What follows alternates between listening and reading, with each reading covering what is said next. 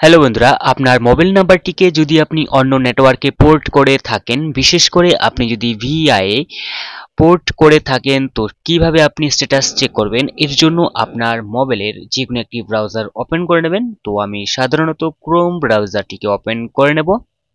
Chrome browser open করে নেওয়ার পর সার্চ বারে আপনি সার্চ করে নেবেন। তো যেটা আমি সার্চ করছি সেটা হচ্ছে পোর্ট স্ট্যাটাস। ঠিক আছে, সার্চ বারে পোর্ট স্ট্যাটাস আপনি সার্চ করবেন।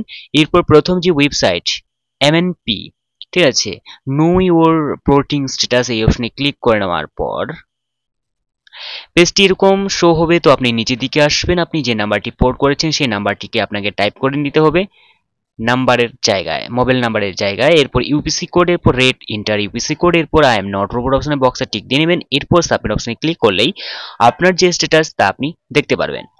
তো ইউপিসি কোড সাধারণত 1900 তে আপনি যখন পোর্ট স্ট্যাটাস দেবেন, মানে মেসেজ করবেন, তো 1901-এ আপনার রিপ্লাই আসবে। তো এটা হচ্ছে ইউপিসি কোড, এখান থেকে কপি করে নেবেন। এরপর আপনি এই যে মোবাইল নাম্বারে বসিয়ে দেবেন ইউপিসি কোডের পর রেট আইএম ইউপিসি কোডের পর আই এম নট রোবট অপশনে ক্লিক করে নেওয়ার পর আপনি সাবমিট অপশনে ক্লিক করে নিলেই আপনার যে স্ট্যাটাস তা আপনি চেক করে দেখতে পারবেন, মানে এখানে দেখতে পারবেন।